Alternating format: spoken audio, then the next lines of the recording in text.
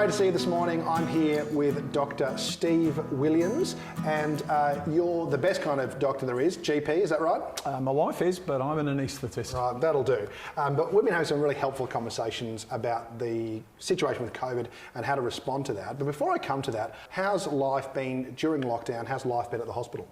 It's been very strange. We're doing different work. As anaesthetists, we're being sent to the intensive care unit and to the emergency department. Nurses being sent everywhere to do jobs they're not used to. How's morale?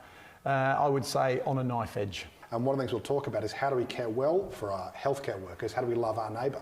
And that's one of the themes for today. Matthew 22, Jesus says, the most important expression of the law is to love the Lord and to love your neighbour as yourself. Now, as we've been talking about vaccines, we've come to the conclusion that being vaccinated is an expression of love for our neighbour. How do you see being vaccinated as a way to love? It protects yourself by reducing your risk of catching COVID, which I think not only protects you from harm and hospitalisation, but it protects your family from having to watch you go through that. Yeah. Because you're less likely to catch COVID, you are therefore less likely to pass it on to anybody else.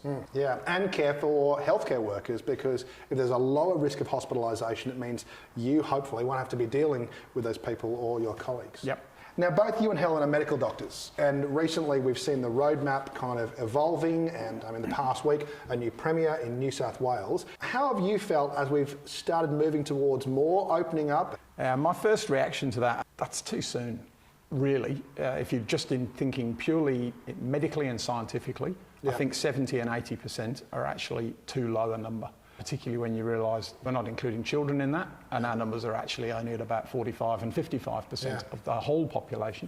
We'd have been better off, I think, waiting till a bit longer, medically speaking.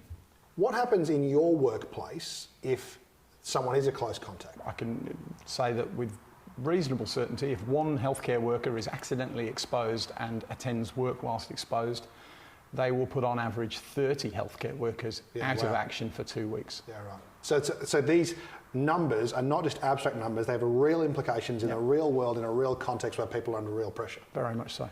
So why not wait longer though? Like if your preference is 80 or 90, why not 90 and 95? I would love it if we were at 85 and 95. Yeah. And hopefully we will be soon. And we will be, and I think we will get there. But I also recognise that my own view is very much coloured by the fact that I am very lucky in this. I've got a reliable job, reliable income. My mental health is reasonably good, and I'm not struggling with lockdown in the way that a lot of other people are. I think we just have to take a more global view of this. The government have set these targets in discussion with the top health professionals. But it's true that we want to follow the government's instructions, not just about what we can't do, but also what it is reasonable to do. And what we mean by global view is it's not just about our physical health, though that matters a great deal. Genesis 2 talks about how God made humans from the dust of the earth, that is the physical material of which we're made, but then he breathes in the spirit, the breath of God. And so we're spiritual as well. We do need to balance these different things. People are not just physical, but social. We need to go to work, we need to worship. All of those different things contribute towards a healthy existence.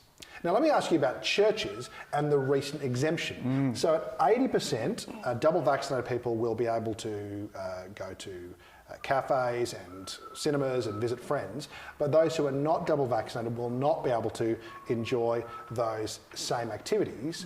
But at 80%, the government's given an exemption that non-vaccinated people are permitted to come to places of worship, including churches.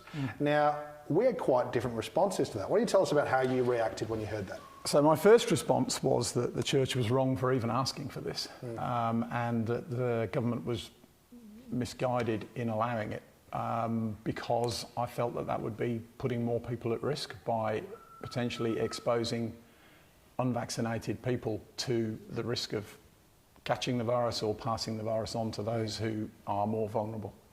And I had the response that was quite different. I was so relieved, even pleased, because as a Christian minister, all of our DNA is to welcome people. And I also don't know what people's background is. You know, there may be some reason why they are not vaccinated, and we just don't know. And so all of my muscle memory is, thank goodness that we can welcome everyone. But it's also true that both of our thinking has evolved a little bit from that first gut reaction. Why don't you tell us a little bit about how your thinking's developed? I just think that over time I've thought about it, I've heard you talk about it, I've spoken with Michael about it, and I think I've come to realise that really what we need to do is risk manage this. We have to include people as much as we possibly can, but we need to do it in a safe way. Yeah, and we can't wait until the risk is zero, but nor can we be reckless. We've got to find that middle ground that balances those risks.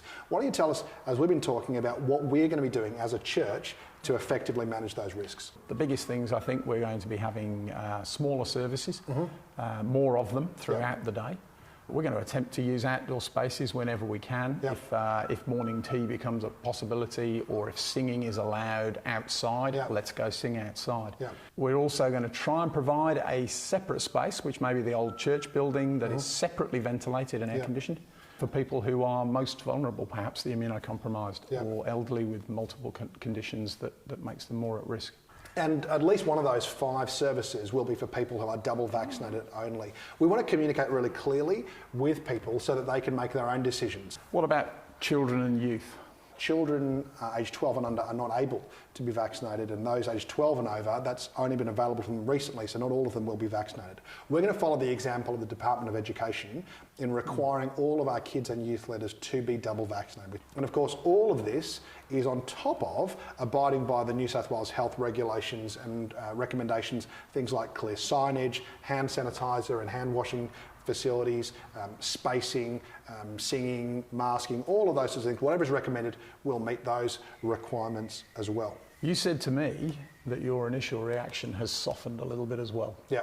I think my thinking has changed is that I need to remember that the person who wants to come to church who is not vaccinated, I need to love them, but I also need to love others at church as well. We need to make sure that we are caring for the vulnerable. And so I think rather than just throwing the doors open, we want to say to people, we will manage these risks well. We will welcome people, but also care for the well-being of everyone.